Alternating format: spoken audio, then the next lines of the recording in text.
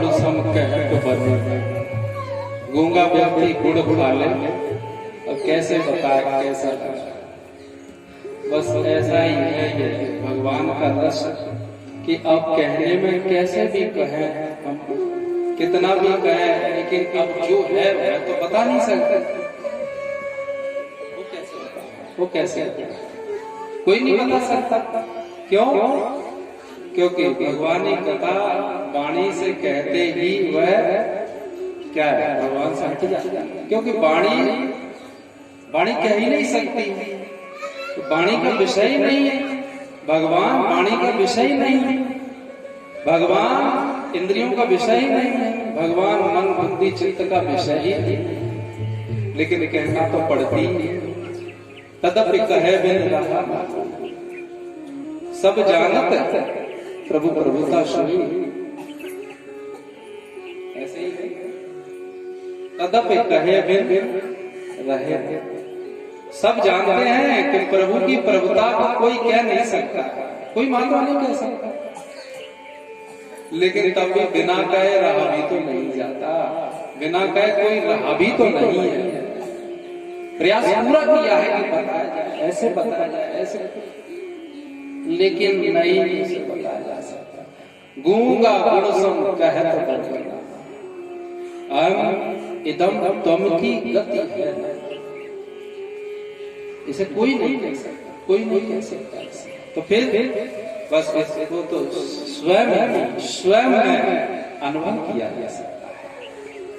जो इस रास्ते पर चल पड़े, जो भक्ति के रास्ते पर चल पड़े, वह स्वयं ही अपने भीतर ही बस अनुभव कर सकता है, बता नहीं सकता।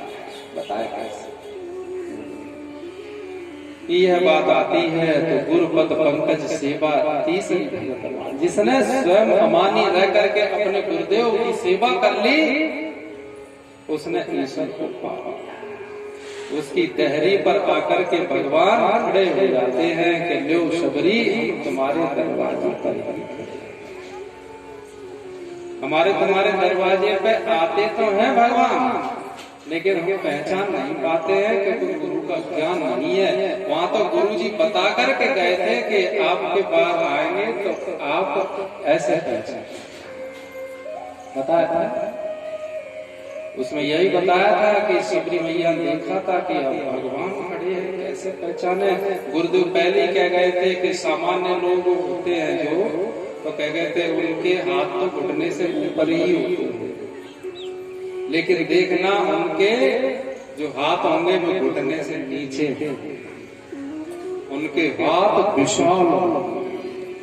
तो सीधा सबरी मैया का गुरु जी के वचनों पे ध्यान गया कि देखे कौन आया। देखा तो देखा कि सब लोग तो सिर पर मुकुट या वैसे कुछ लगाते हैं। जब भगवान को पहचानना, देखना उनके सिर पर जो मुकुट होगा वो जटाओं का, और सब लोग हीरे मोतियों की माला पहनते हैं, लेकिन भगवान वनमाला पहने।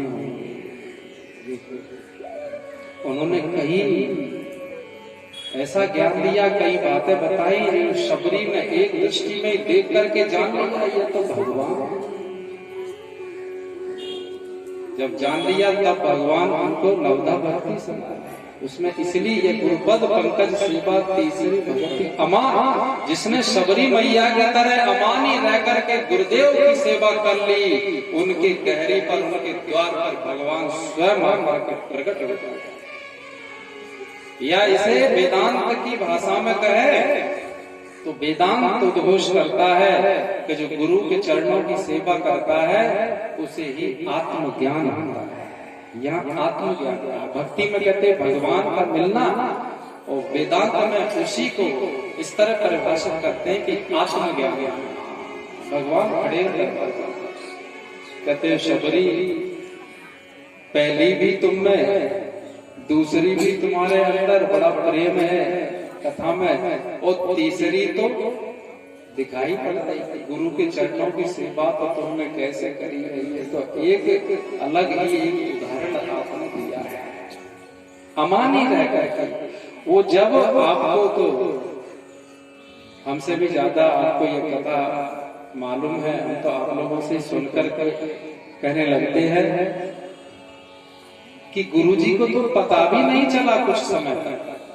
वो आती, उनके आश्रम में झाड़ू बुहारी कर जाती और फिर छिप जाती। उन्होंने कई दिनों तक देखा, उनका ऐसा कौन है जो जब मैं जागता हूँ देखता हूँ तो सब कुछ ठीक ठाक मिलता है, कौन है सामने तो है। तो वो ये भी नहीं चाहती थी कि ये जाने कि मैं झाड़ू लगाऊं। अब तो पहले गुरुजी को दिखाए के तब कहते देखो झाड़ू लिया है गुरु, देख ले छिटाई। गुरुजी के अगर ये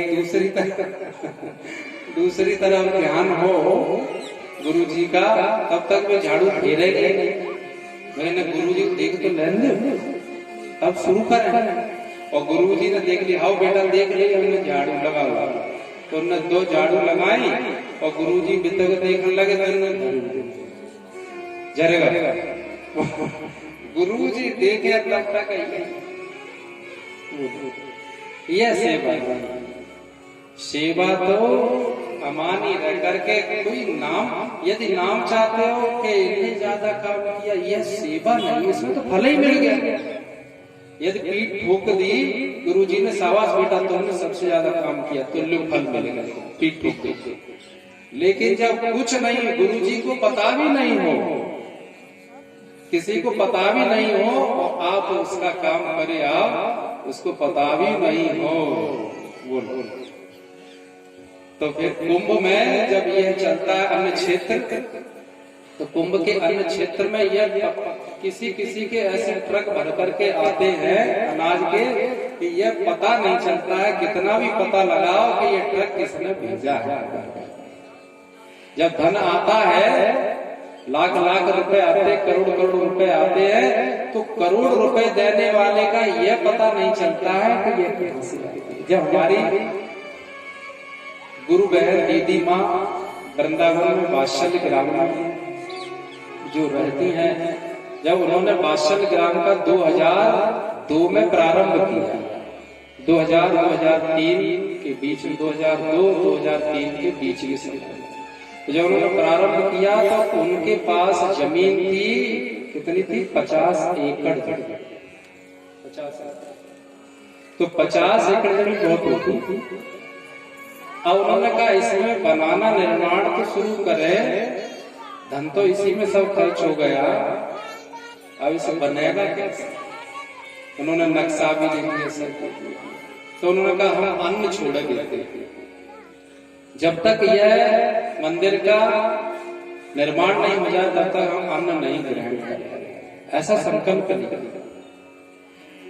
और तीसरे या चौथे दिन उसी प्रांगण में जहां उनकी कुटिया थी, उनकी कुटिया में ही आप विश्वास नहीं करोगे कि लगभग 50 लाख के लगभग कैश धन रखा मैंने। जब उन्होंने देखा परखी करी, बहुत ढूंढा परखा, लेकिन आज तक वो ये पता नहीं लगा पाए कि धन कहां से। अब एक अनुमान लगाना अलग बात है, लेकिन जिसने दिए थे अनुमान तो लग ही जाता है, अनुमान तो लग गया, लेकिन उनके मुख से आज तक कोई उनके देह से ऐसी क्रिया नहीं हुई जिन्होंने धन दिया था कि हम इनको बताने के लिए। अनुमान तो लग ही जाता है। गुरुपद पंकज सेवा तीसरी भगति अमान, ये सबरी मैया। और कहने लगे मंत्र जाप मम दृढ़ विश्वास, पंचम भजन सुवेद प्रकाश। यह तो उन्होंने कह दिया वेदों में प्रसिद्ध है और ये वेदों का उद्घोष है। यदि वेद में सबसे ज्यादा महत्व दिया पंडित जी, आप बताओगे सबसे ज्यादा वेदों में महत्व दिया है तो मंत्रों को दिया है। कहते ना वेद मंत्र, वेद मंत्र, उनको पढ़ने का ढंग भी अलग है और वेद मंत्रों पर कितना महत्व है। तो गोस्वामी जी कहते हैं यहाँ इस प्रसंग में भगवान के द्वारा क्या है कि भगवान कहते हैं मंत्र जाप मम दृढ़ विश्वास, कहते हैं मंत्र का जाप दृढ़ विश्वास के साथ यदि मंत्र का जाप किया जाए तो क्या है कि निश्चित ही परमात्मा की प्राप्ति होती है। ये कैसे?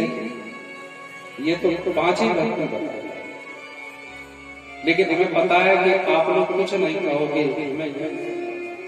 ना हमारे संगीतकार कहेंगे, हमें पता है आप लोग ऐसे भाव में डूबे हो, कुछ नहीं कहोगे, लेकिन हम ही कहेंगे कि देखो हम चौथी भक्ति भूल गए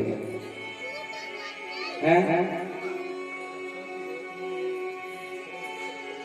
वो तो सही है, लेकिन हम 5 भी बताए गए तो कहो जी नहीं कहीं चौथी भक्ति। यही तो भाव है, कोई बात नहीं, यही तो भाव है आपका, इसीलिए तो हमें यहाँ कथा करने में आनंद आता है। वो नहीं पता है कई जगह पे क्या हुआ है, अगर हम इतना छोड़ गए तो वे खड़े हो जाते आंगन में, कहा चौथी तो मैंने कही है और 5 ही पे आ गए, चौथी कहाँ गई? तो यदि वो भाव में नहीं होगा तो बोलो। एक जने अभी राम कथा अभी 29 तो समाप्त होकर आई बड़े तो हमने कहा दशरथ जी, जब विश्वामित्र जी ने विदा मांगी तो दशरथ जी कहने लगे नाथ सकल संपदा तुम्हारी, मैं सेवक समेत सुतना। हमने कहा देखो दशरथ जी ने कहा कि मैं सेवक हूँ और अकेला नहीं, आजकल तो अकेले कह देते देखो घरवारी गारंटी नहीं है, हम तो अच्छे हम दीक्षा, ये पत्नी कह रही बिल्ली की गारंटी नहीं, हम अकेले दीक्षा नहीं तो। लेकिन दशरथ जी कैसे कहते मैं सेवक समेत सुत नारी, सुत माने पुत्र और नारी, हम अपनी तीनों पत्नियों और पुत्र सहित आपके सेवक हैं। तो एक तुरंत ही खड़े हो मैंने की बहुमनी की कह नहीं, बहुमन तो आएगी तो सुत की कह गई, नारी की कह गई, बहुआ नहीं थी सेवक। तो हमने कहा जी सुनना ही जी बोल पड़े। तो हमने कहा जब विवाह हो जाता है तो पुत्र वधू और पुत्र का नाम लेंगे तो पुत्र वधू तो अपने आप ही आएगा, बहू का न्यारी तो सुत में ही ऐसा। तो तीसरी भगति कह दिया गुरु की सेवा।